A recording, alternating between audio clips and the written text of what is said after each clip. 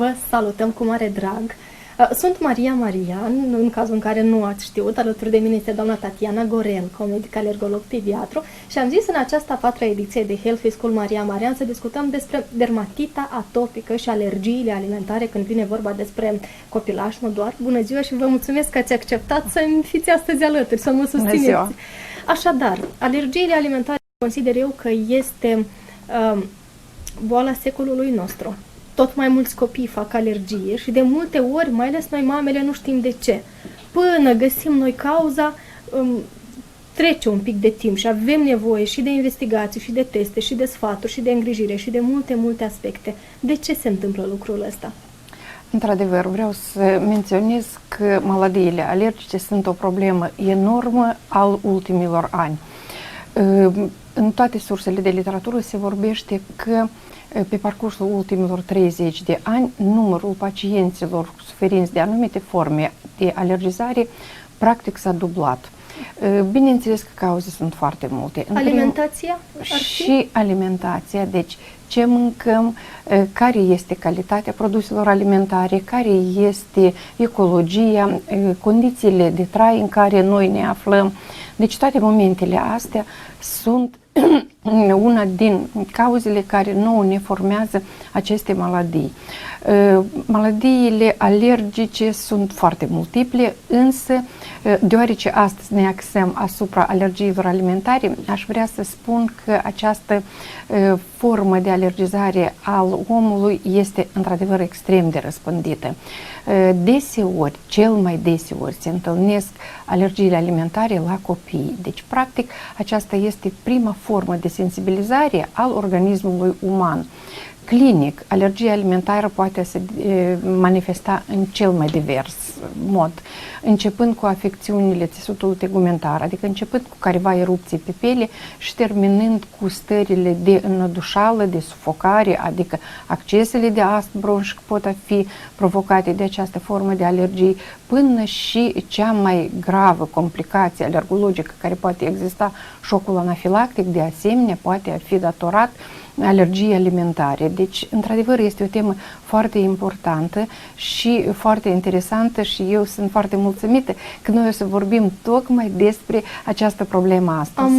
I-am anunțat pe cei care ne urmăresc online și chiar i-am rugat să ne trimită foarte multe sau să ne trimită întrebări către dumneavoastră și de fapt foarte multe întrebări am primit deja. Vă aduc aminte că aveți posibilitatea să ne scrieți. Noi suntem în direct pe livestream, dar și pe Facebook. Orice întrebare aveți la noi, nu aveți decât să ne-o spuneți și atât cât avem posibilitate, în limita timpului disponibil, o să venim cu acele sfaturi și recomandări de care aveți nevoie. O întrebare. Dacă ar fi să facem un top al celor mai alergizante alimente, care ar fi acestea? În primul rând, așa, în diferite categorii de vârstă, diferite produse alimentare ar ocupa primele locuri în top. Deci pentru copiii sugari, pentru copiii primilor 12-18 luni de viață, un anișor și jumătate. Pe primul plan se plasează laptele de vaci. Deci cel mai masiv, cel mai periculos produs alimentar care poate alergiza copiii la această vârstă fragedă, acesta este laptele de vaci, proteina laptelui de vaci și proteinele laptelui animalelor care sunt apropiate vacii, să zicem. Deci este foarte înaltă probabilitatea că dacă copilul are alergie la proteinele laptelui de vaci, el va dezvolta aceeași reacție alergică și la proteinele laptelui de capre. Această reacție încrucișată alergică între alergia față de laptele de vaci și capre constituie circa 95-96%. Deci nu este chiar corect când mămicile ne zic că uitați, copilul meu face alergie la o formulă lactică pe care eu o ofer și o să înlocuiesc eu această formulă cu lapte de capre, fiindcă aceeași reacție alergică o vor dezvolta și în acest caz copiii. Cu vârsta crește rolul sensibilizării organismului cu proteinele carnei. Deci, la copiii mai mari de un an jumate, de 2 ani, deseori, produsele de carne, carnea de găini, carnea de păsările plutitoare, de asemenea, ne creează probleme de sensibilizare. La ceilalți copii, deseori, de asemenea, alergizări evidente, marcate, ne fac peștele, proteinele peștelui, ele sunt foarte multe. Practic, toate soiurile de pește au un potențial alergic foarte înalt asupra organismului nostru. Deseori, aceste reacții alergice sunt dezvoltate de proteinele ouălor, indiferent merge vorba despre un ou de găină, de prepeliță sau altă pasăre. Deseori, alergia este cauzată de produsele boboase. Fasola, mazărea au o acțiune de asemenea înalt alergizabilă. Apoi mai există așa o noțiune de pseudoalergie, adică când pacientul manifestă un tablou clinic foarte mult asemănător cu reacția obișnuită alergică, însă această reacție se dezvoltă fără implicarea, să zicem așa, al sistemului imun. Deci, iată, astfel de reacții foarte deseori pot să ne dezvolte produsele citrice, produsele tropice, deseori ciocolata, deseori nucile conduc la dezvoltarea acestor forme de alergii. Și mai există încă o problemă. Există foarte multe produse alimentare care sunt bogate cu așa o substanță care se numește histamină. Deci acest histamin pe care îl conțin produse alimentare, fiind folosit de noi în alimentație, momentan iarăși ne creează aceleași probleme pe care noi le avem și în cazul unei alergizări obișnuite. Deci, extrem de bogat în histamină este varza murată. Deci, așa. Topul vine în top, este varza murată, spanacul foarte deseori este dar este cauza... de culoare verde, de obicei se zice că ce este verde nu creează alergie. Nu, dar în schimb este foarte, foarte bogat în histamine. Și apoi, practic, toate sorturile de ciupercă, de asemenea, conțin în exces această substanță histamin. Deci, dacă merge vorba despre alimentația copiilor, toate aceste produse alimentare necesită a fi incluse foarte selectiv, foarte chibzuit și urmând recomandările de vârstă. Dermatita atopică este o formă de alergie. Da. Da. Așa, când un copil are dermatită atopică, da, o acutizare a dermatitei atopice, organele din interior suferă în vreun fel? Evident. Deci vreau să vă zic că dermatita atopică, în primul rând, este o maladie alergică cronică. Deci este o problemă de durată. Este o problemă de durată.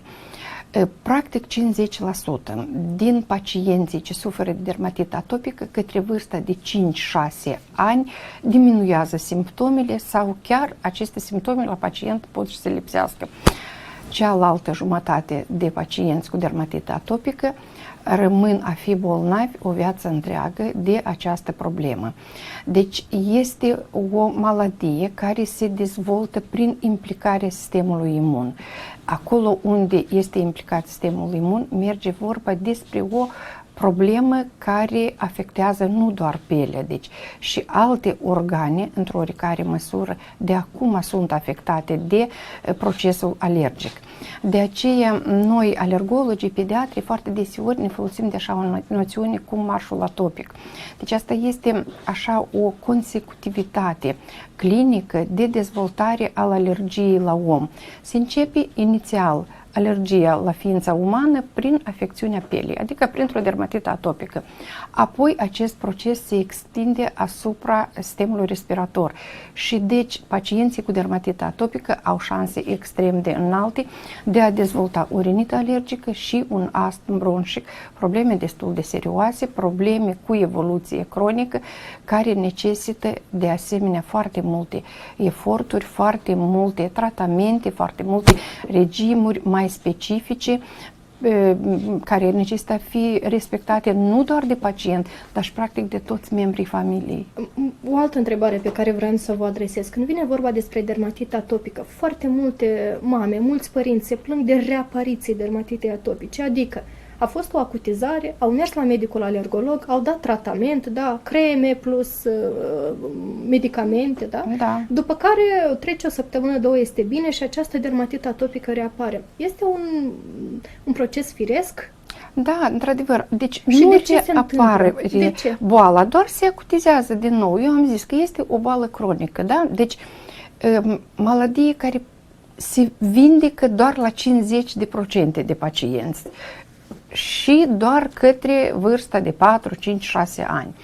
Da, Am avut o acutizare, mămica a mers copilul la medic, a inițiat tratamentul merge bine, starea se ameliorează, la un moment dat totul se începe de la început. Adică sau s-a întrerupt tratamentul, sau au fost încălcări în regimul de viață, în regimul de alimentație, fiindcă dacă merge vorba de dermatita atopică, obligatoriu este nevoie de a fi revizionat tot regimul de activitate, de viață al pacientului cu această maladie.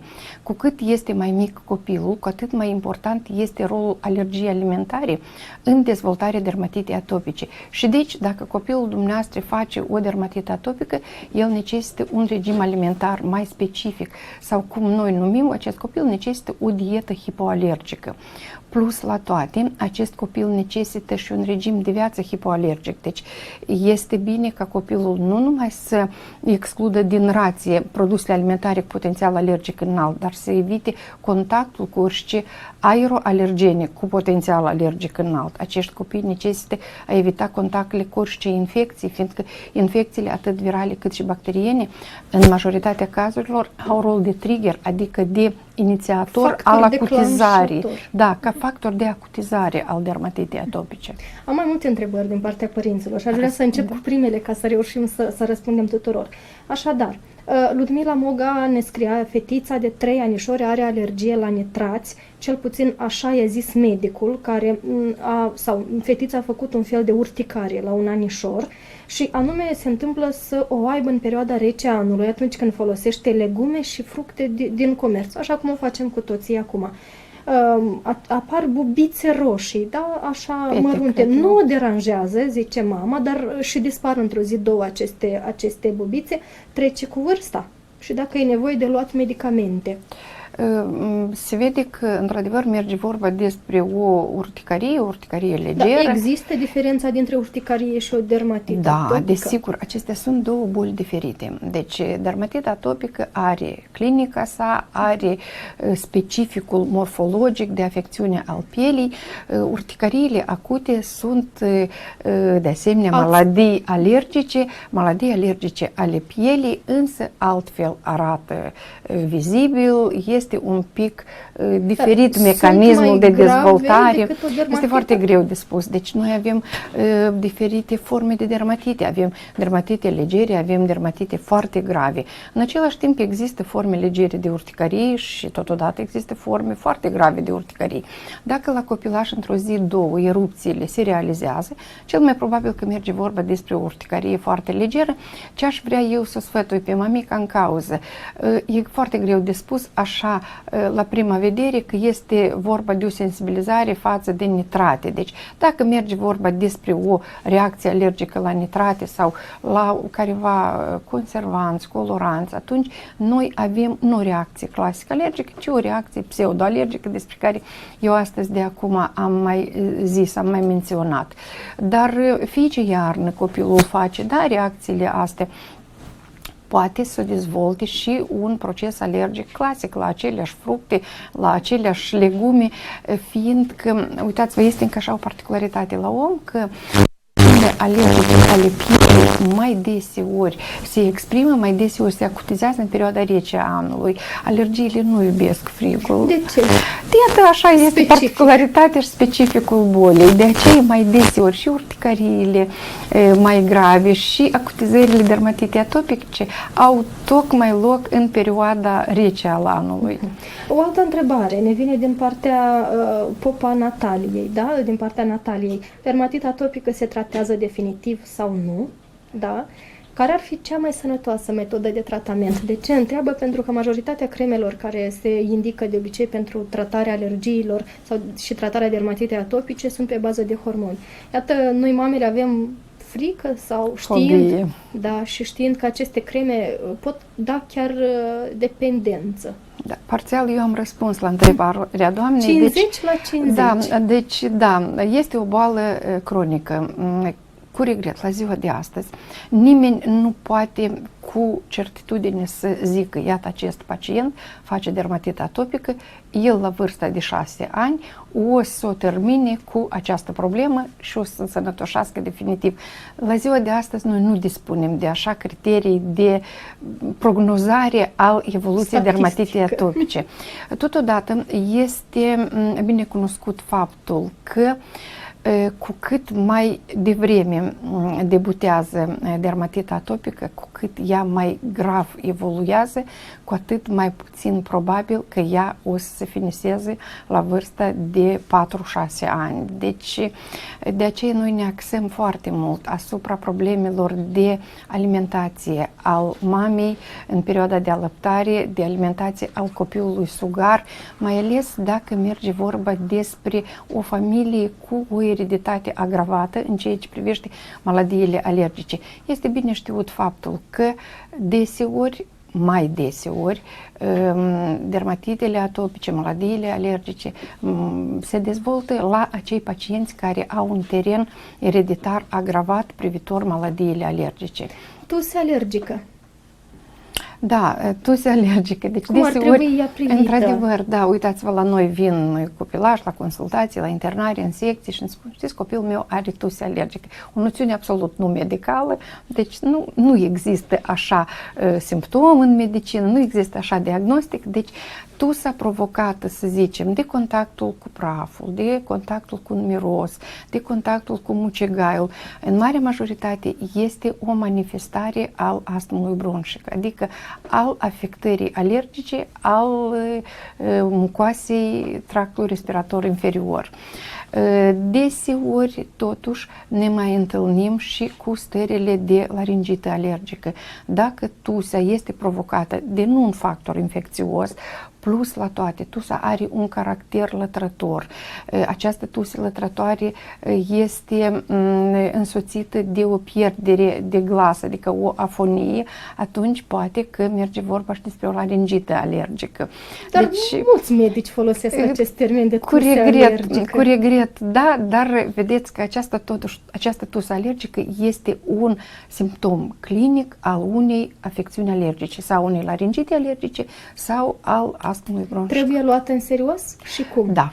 Trebuie luată în serios, deci acești copii necesită un examen mai special pentru a confirma acest lucru, plus acești copii necesită un regim special, deseori acești copii necesită tratamente, dar în primul rând acești copii necesită o diagnosticare. Deci să fim siguri că această tuse este provocată într-adevăr de o problemă alergică sau merge vorba poate de un proces infecțios banal. Nu uităm că hipertrofie vegetațiilor adenoidiene, tonzilitele deseori sunt însoțite de tuse, sinuzitele care nu sunt probleme alergice, însă ele se caracterizează prin tuse de durată, prin chiar tuse în forme de acces și deci deseori se confundă aceste probleme. Merge vorba despre tusa de caracter alergic sau nu. Nu uităm că cu vârsta copiii devin emotivi, copiii au griji, la fel ca cei maturi. Deseori noi ne întâlnim cu tusa indusă de problemele sistemului nervos. Deci așa numită tusa neurogenă, mai ales ultimii ani, este foarte frecvent întâlnită în noi. Ce este tusă neurogenă?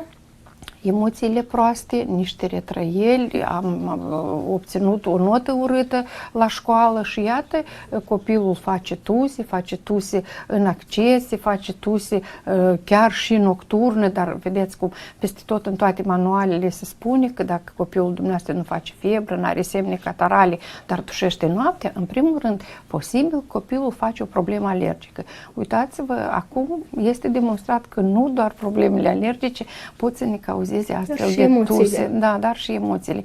De aceea, bineînțeles, că acești copii necesită a fi consultați de specialiștii respectivi, necesită a fi examinați, fiind că deseori o discuție cu psihologul, o ameliorare al situației emotive pot să lichideze această tusă, nu este obligatoriu să recurgem la administrarea de medicamente. Când vine vorba despre diagnostic exact, când vine vorba despre teste alergologice, Ce facem? Unde le facem? Când le facem? La ce vârstă? La prima acutizare a unei sau la o prima apariție a unei dermatite atopice sau ulterior dacă reapare, mai ales atunci când nu știm de la ce este, da?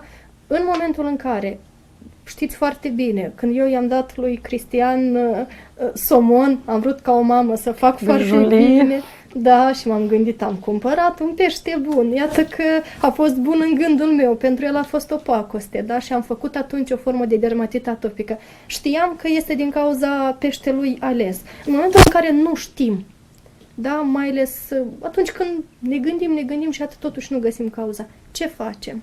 Într-adevăr, testele alergologice sunt un ajutor foarte bun pentru a diagnostica cauza, desigur de a confirma caracterul alergic al maladiei. Bineînțeles că dacă merge vorba despre un episod acut, să zicem o urticarie acută, nu este cazul de făcut aceste teste. Practic, 40% din populația ce trăiește pe pământ, măcar o dată în viață, dezvoltă un episod de urticarie acută. Acestea sunt date de literatură, de aceea un episod, asta nimic nu înseamnă. Dacă însă copilul face dermatită atopică, un astm bronșic, o rinită alergică, o urticarie recidivantă, bineînțeles că ar fi foarte binevenită această testare. La ziua de astăzi, pentru a evidenția, pentru a declanșa cauza alergizării clasice sau reaginice, cum noi o numim, se efectuează două tipuri de investigație. Deci, aceste teste pot fi efectuate in vivo, adică pe pielea pacientului, se fac niște scarificate mici, se picură, da, alergenul în cauză și dependent de reacția locală a pielii, noi apreciem care este reacția întregului organism la un anumit alergen. Sau această examinare poate fi făcută pe analiza sângelui. Se colectează 2-3 ml de sânge venos și laboratorul ne face investigația respectivă, astfel depistând pe această analiză de sânge care sunt alergenele la care reacționează pacientul nostru. Câți alergeni avem noi prin laboratoare astfel încât să vedem? Mulți. Deci, după cât eu știu, în laboratoare în jur de 200-250 de alergeni la ziua de astăzi sunt. Știți cum? Eu aș zice că da, fiindcă nu mai mâncăm chiar totul noi, ce există în lumea asta mâncabil, dar totodată nu uităm că sunt grupe întregi de produse alimentare. Să zicem, dacă o să facem alergie, o să facem testul și o să depistăm o alergie înaltă la laptele de vaci, nu e cazul să mai facem și la laptele de capre și evident că nu e cazul să oferim copilului acest lapte de capre. Se poate de făcut testul la 2-3 soiuri, da, de pește de mare, la 2-3 soiuri de pește de râu și deci noi o să vedem care este situația. Se întâmplă să existe o formă de alergie, iar analizele să arate bine și totuși ea să persiste, adică neavând o cauză concretă. Uitați-vă, nu. Deci noi, efectuând aceste teste, care acum nouă le oferă laboratorul, asta în mod științific se numesc testele de depistare al imunoglobulinelor E specifice. Noi apreciem doar un tip de dezvoltare al alergiei. De obicei, alergia poate se dezvolta pe 4 tipuri, așa numitele reacții, gel cumps. În majoritatea cazurilor, deci undeva 60-70%, alergizarea organismului, cel puțin al copilului, se dezvoltă pe acest tip care noi putem să-l depistăm prin reacțiile respective, prin analizele respective. Însă, și celelalte 3 tipuri de dezvoltare al alergiei sunt prezente deseori la pacienții noștri și deci pacientul face alergie, el are dermatită atopică, el se simte prost, el are toate semnele clinice de dermatită atopică, s-a efectuat testele de apreciere al imunoglobulinilor E specifice, ele sunt toate negative. Vine mămica la mine și îmi zice, uitați-vă, dumneavoastră ziceți că noi nu trebuie să mâncăm lapte, la mine este un răspuns al testului negativ, deci eu pot să dau copilului lapte. Nu este așa, deci un alt mecanism s-a implicat și a dezvoltat această maladie. În gen, eu totdeauna zic și pacienților, când ei vin la mine cu toate analizele astea, eu zic, știți, noi totuși, slavă Domnului, tratăm pacienții, dar nu analizele lor. Deci noi întâi trebuie să vedem să examinăm pacientul. Eu așa obișnuiesc.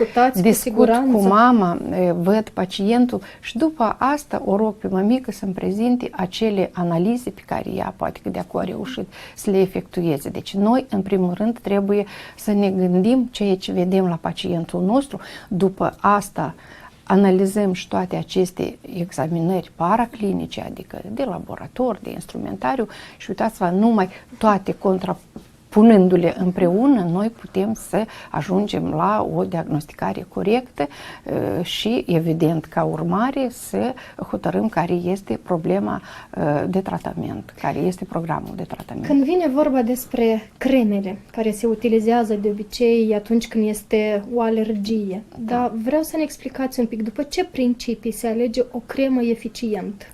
Da. Și vreau chiar să delimităm cremele de îngrijire a pielii, că sunt extrem de importante când vine vorba despre prezența unei alergii și nu doar, plus cremele care se indică în scop curativ.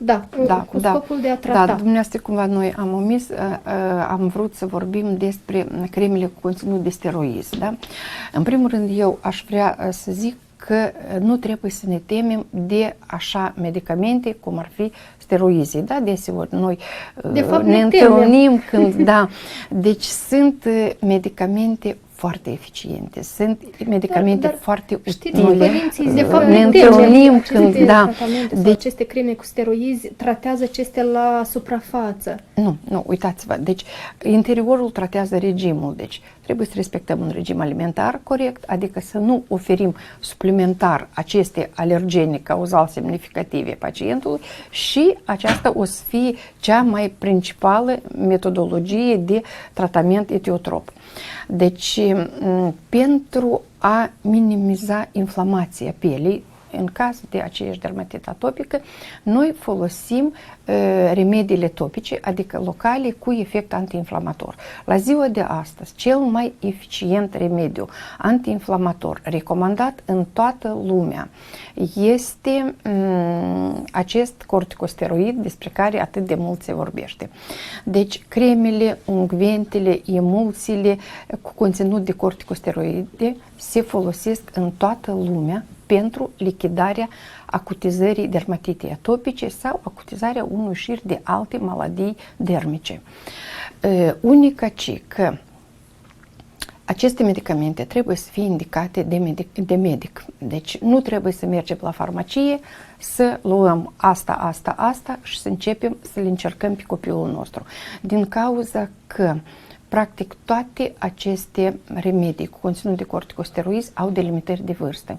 Unele medicamente pot fi indicate de la o lună, altele de la 4 luni, altele de la 6 luni, altele de la 2 ani, altele de la 14 ani și așa mai departe. Deci aceste lucruri, aceste subtilități, bineînțeles că le cunoaște doar medicul. Cu scop profilactic, remediile corticosteroidene nu se folosesc. Deci, uitați-vă, un pic uscat pielea, am să-i dau acolo o ciocolată și să nu se acutizeze, ea să-l unghi eu un pic ușor cu un steroid. Așa ceva nu se face. Deci, sunt remedii care au doar efect antiinflamator. Ele se folosesc doar atunci când merge vorba despre o acutizare al procesului. Apoi, trebuie să respectăm normele de aplicare pe anumite suprafețe. Deci, foarte puține medicamente din această serie sunt permise de a fi aplicate momentan pe o suprafață de peste 20% din totalul suprafeței pielii. Deci, dacă aplicați această cremă, zonele de aplicare trebuie să fie foarte limitate. Plus, practic, nici unul din aceste medicamente în flux continuu, adică fiind folosite zilnic, nu pot fi folosite mai mult de 2 săptămâni. Deci, la vârsta infantilă, toate corticosteroidienele topice trebuie să fie limitate cu aceste 2 săptămâni. Deci, sunt remedii care noi le administrăm pe o zi, pe 2, pe 3, însă zilnic nu mai mult de 2 săptămâni. Acesta este foarte important, să nu uită părinții noștri, fiindcă corticosteroidienele, de fapt, ca și oricare alt medicament, pot să ne dezvolte un șir de efecte adverse. Și plus dau dependență. Și Plus, dacă folosim foarte îndelungat, cu regret, da, ele pot dezvolta această stare de dependență. Nu uităm că cu scop antiinflamator noi folosim un șir și de alte remedii care nu conțin activități hormonale în componența sa, sunt aceiași inhibitori de calcioneurină, medicamente care sunt recomandate pacienților începând cu vârsta de 3 luni, cu eficiență foarte înaltă. Sunt remedii cu conținut de zinc pirition, care practic se folosesc din perioada neonatală, adică din primele zile de viață. Deci, dacă ceva nu vă place, situația pe piele, dacă suspectați o dermatită atopică, optimal variantul este să faceți consultația pediatrului. Toți, practic, pediatrii bine cunosc această problemă, știu când, cum și cu ce remedii externe trebuie a fi tratate aceste probleme. Deci, în momentul în care nu vrem să folosim creme, da? Chiar și cu scop emolient, există anumite remedii naturiste care ne pot ajuta? Nu, emolientele sunt acele creme care absolut nu dăunează. Din potrivă. Deci niciun emolient nu conține steroizi în componența sa, nu conțin substanțe care ar usca pielea, din potrivă. Acestea sunt creme cu efect de hidratare al pielii. Să fie hidratată pielea este bine pentru oricare om la orice vârstă. În caz de dermatită atopică, atunci când fiziologic pielea are tendință spre xeroză, adică spre o uscăciune extremă, această metodă de aplicare al emolientelor este obligatorie. Deci vreau să spun că copiii cu dermatită atopică trebuie să folosească emolienți ani de zile. Deci asta nu este o problemă de săptămâni. Ajută în prevenire. Foarte bine. Deci, în primul rând, folosind emolientele, noi micșorăm necesitățile în folosirea remediilor antiinflamatorii. Deci, dacă îngrijirea pielii o să fie corectă, dacă ea o să fie adecvată, acutizările vor fi extrem de rare. Foarte mulți pacienți la noi, în genere, cu ani, nu fac acutizări doar datorată faptului că ei corect îngrijesc pielea. Reușesc să prevină. Alergia la antibiotic. Da. Ce cunoașteți despre ea? O mamă ne spune că copilul ei are 8 luni și atât că la această vârstă a depistat-o. Este necesar de primit fermenți? Ne întreabă. Nu.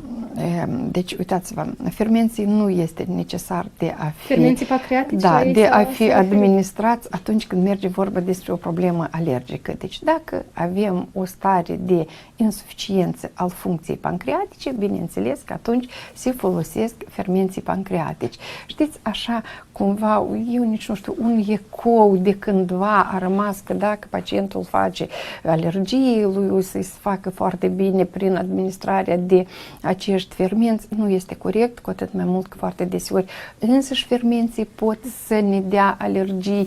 Ei sunt remedii cu un conținut înalt de activitate proteică, deci riscul de a dezvolta alergii la aceste remedii, la fermenții pancreatici, este foarte înalt.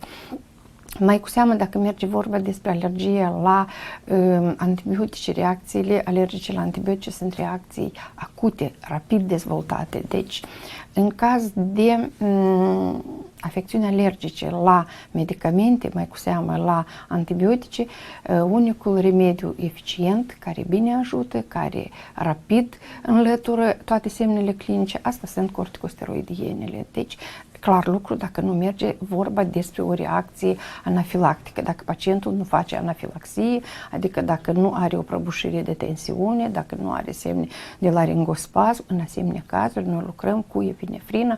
Aceasta este prima linie de urgență, deci în toată lumea așa se face, noi exact așa procedăm. A doua linie, aceasta este administrarea preparatelor corticosteroidiene, prednisolon, metilprednisolon, dexametazon și așa mai departe. Și niciun fel de fermenți în cazul de față nu este cazul de a fi folosiți. O altă întrebare ne-a venit tot din partea unei mămici care ne-a scris despre pre- și probiotice. Iată administrarea acestor categorii de produse, da? de preparate. Este necesar atunci când tratăm o eventuală alergie?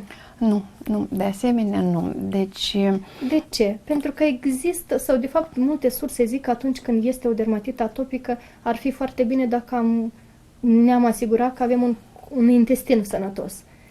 Că imunitatea anume pornește de acolo. În caz de alergie alimentară, mai cu seamă dacă merge vorba despre o alergie gastrointestinală, este demonstrat că unele probiotice, adică bacterii, ar face bine. Lactobacteria rhamnosus este binevenită în asemenea cazuri.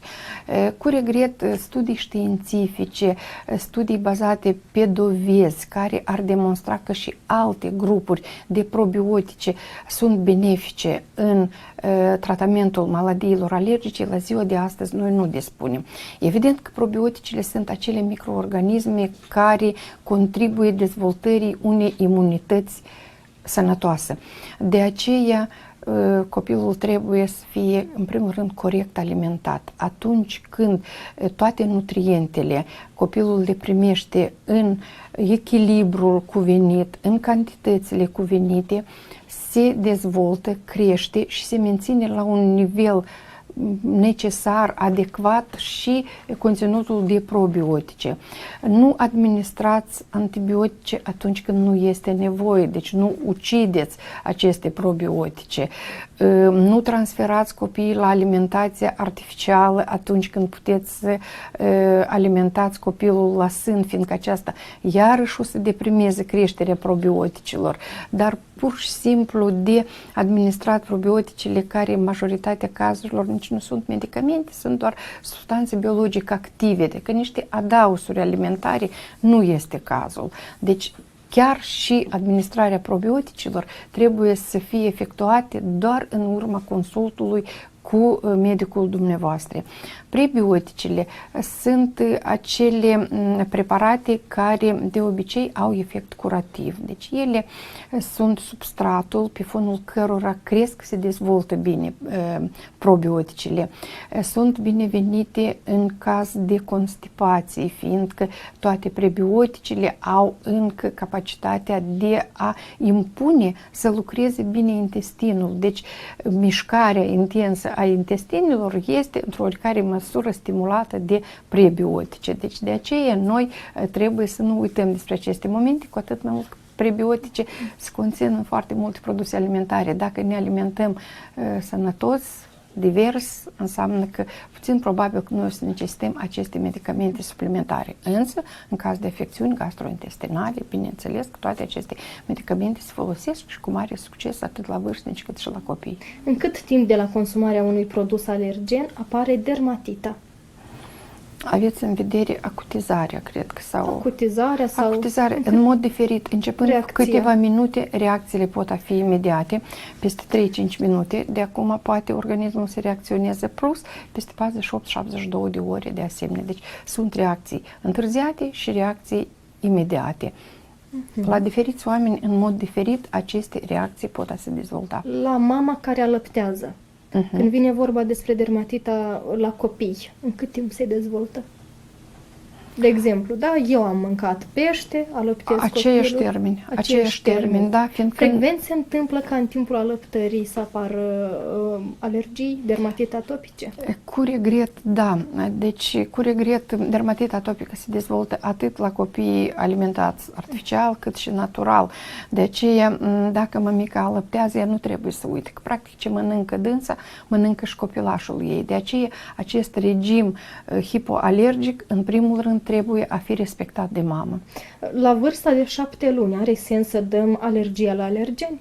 Să dăm testele la alergeni? Dacă în alt mod nu poate a fi soluționată situația, evident că da, la orice vârstă aceste teste pot fi efectuate.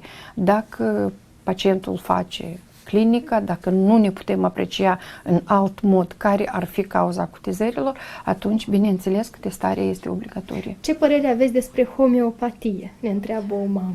Eu nu sunt homeopat, de ce eu nu pot să am absolut nicio părere. Dermatita atopică poate dispărea de la sine? Și da și nu. Și da și nu, absolut de la sine cred că nu, practic nu cred eu că văzând cum copilul scarpină, cum copilul este cu pielea afectată, mama cumva nu intervine la această situație, adică nu pot spune că absolut de la sine o să treacă. Ce produse are voie să mănânce mama care alăptează un copil cu dermatita atopică? Mai bine Sau o să cel vă puțin zic ce ce n-are exclude. voie. Da, Deci, ce în primul exclude rând, obligatoriu? laptele de vaci și lactatele trebuie a fi excluse. Mămica ce alăptează, având un copil dermatită atopică, nu trebuie să consume ou, pește, ea nu trebuie să mănânce citrice, ciocolată, miere de albini, nuci, ciupercă și bineînțeles că toate produsele alimentare ce conțin coloranți chimici, emulgaturi chimici, bună oară, Fanta, cola, ketchup, maioneză, mezeluri, toate lucrurile astea trebuie a fi excluse din rație. Când avem un copil cu dermatită atopică, ne stăruim să ne alimentăm cu fructe, legume de culoare verde-galbenă, mâncăm carne, mâncăm cășuțele pregătite pe apă, mâncăm pâine de secară, pâine cu tărâță, gătim totul cu uleiuri vegetale, deci iată cam într-așa un mod. Așa. Am un băiețel de 3 anișori, stați un pic, de 3 anișori, din luna septembrie are o tuse semi-umedă, doar pe timp de noapte, iată că am vorbit, poate avea crize de 4-5 ori pe noapte, nu mai știe cu ce să-l trateze, pentru că deja a primit la indicația medicului prednizolon, salbutamol, dexametazonă, fără niciun rezultat. Apropo, testele la alergeni, toți negativi. Iată, în asemenea caz... Consultați neurologul, consultați orelistul obligatoriu, fiindcă în unele cazuri hipertrofia vegetațiilor adenoidiene pot astfel de probleme să ne creează. Deci, încă o dată la un medic orelist, încă o dată la un neurolog și dacă totul este bine, totul este perfect, încă o dată la alergolog. Poate un copil, sau nu doar, o persoană să aibă alergie inclusiv la detergentul cu care este spălat, albiturile, da, în care dormim, praful din casă, mucegaiul. Da? Se poate întâmpla ca pe fundal de o alergie sau dermatită atopică, o alergie alimentară, persoana să aibă reacție și să devină deja predispus la alergii și la aceste Acestea sunt aeroalergene. Deci, cum am zis, există noțiunea de marș atopic. Deci, parcă totul s-a început cu o alergie alimentară și clinic se manifestă printr-o dermatită atopică. Însă, locuind acolo unde este mult mucegai, acolo, să zicem, unde se fumează, acolo unde se folosesc în flux continuu fixative dezodorante, se extinde această sensibilizare al organismului de la sensibilizarea doar asupra pielii și asupra organelor respiratorii și astfel acest pacient are un șansele foarte înalte de a dezvolta o rinită alergică sau chiar un astm bronșic. Da, toate aceste măsuri de respectare al regimului, ecologiei, locuinței, în genere, regimul ecologic este foarte important pentru a nu permite dezvoltarea, în primul rând, sensibilizării tractului respirator. Când vine vorba de consultațiile de fiecare zi, de internări, de părinții cu copii care vă calcă pragul cabinetului medical, unde greșesc? Care sunt cele mai frecvente greșeli pe care le fac ei, pe care dumneavoastră ca doctor le observați, astfel încât toți cei care ne ascultă să știe ce să nu facă? Deci, ce vreau să vă zic? Câteva recomandări. Da, în primul rând, la noi deseori părinții uită ce vârstă are copilul lor. Deci, totuși, copiii trebuie a fi alimentați dependent de vârstă. Nu este cazul să oferim caviar copilului la 1 an sau ciupercă chiar copilului de 2 ani. Deci, iată, asta este o problemă la noi. Noi vrem toate bune, toate multe să le oferim copiilor noștri. Apoi, nu trebuie să-i tratăm foarte, foarte intensiv medicamentos. Deci, eu tot timpul zic, cu cât mai puține medicamente, cu atât mai multă sănătate o să avem. Noi nici de cum nu putem depăși situația aceasta, că uitați, am mers la consultație la doctor, vă dați seama, mi-a zis că doar trebuie să-l alimentez și poate că mi-a zis că trebuie să-l ung și asta e tot. Perfuzie nu s-a indicat, 7 medicamente nu mi s-au recomandat. Vedeți, cu cât mai puțin puține medicamente, cu atât mai bine. Știți, eu nu înțeleg din ce cauză la noi populația iubesc însuși strateze și uitați-vă că iubesc foarte mult strateze și copiii. De asemenea, este o problemă la noi, nu numai că strateze intensiv lumea iubește, dar iubesc foarte mult să examineze. Eu înțeleg că da, noi vrem cel mai bun, mult bun pentru copiii noștri, dar câteodată vin într-adevăr la consultație copii cu mape întregi de examinări, unde de acum copilul, știți cum, văzând doctorul, el are o singură idee, numai să nu-mi ia sânge, numai să nu mai facă o examinare. Deci, iată, lucrurile trebuie totuși a fi cumva rațional făcut. Extremismul este rău în orice domeniu, chiar și atunci când ne creștem copiii. Și nu vrem, ne mai ducem la 2, 3, 5 dar totuși trebuie, uitați-vă, eu cred că asta un pic ușor, așa, mai calm și mai selectiv.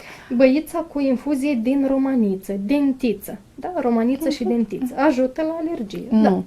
Nu trebuie să ne... În genere, dacă merge vorba despre dermatită atopică, eu vreau să vă spun că acum a fost revizionat un pic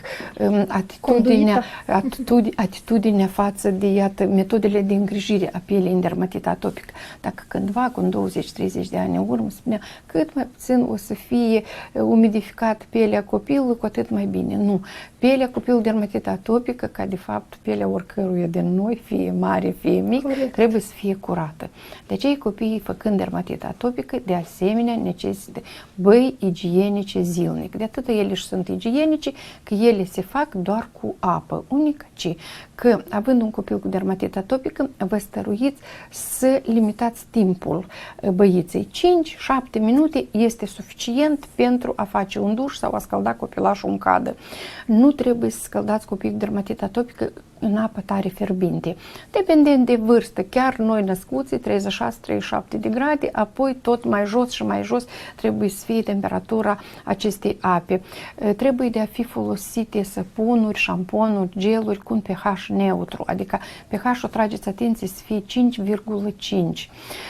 Aceste toate măsuri care le folosim pentru a ne spăla trebuie să fie cu mențiunea că sunt hipoalergice, să nu fie cu un miros pătrunzător și asta e tot. Niciun fel de ierburi, niciun fel de adausuri nu este necesar de a fi folosite, fiindcă ele toate usuc pielea. De acum noi am vorbit că scopul îngrijirii pielii în caz de dermatită atopică, asta este hidratarea pielii, dar nu uscarea mai departe.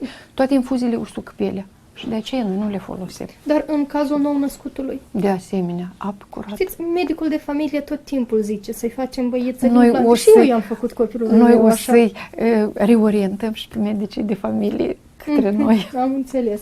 Bine, eu vă mulțumesc foarte mult. Noi cred că am depășit ora. Vă mulțumesc foarte mult pentru sfaturi, pentru recomandări. Și să știți că am să vă mai chinui un pic. Acum, după transmisiune, o să stăm să răspundem online la toți ceilalți cărora n-am reușit să le răspundem. Succese mari în tot ce faceți. Mulțumesc, sănătate multă! Doamna Tatiana Gorel, medic alergolog pediatru, am discutat despre dermatite atopice, despre marșul atopic, despre tot ce înseamnă alergie. Evident, rând pe rând, acuși la fiecare întrebare vom răspunde. Despre următoarele ediții ale Healthy School Maria Marian veți afla dacă rămâneți sau dacă mi urmăriți pagina personală. Pe curând!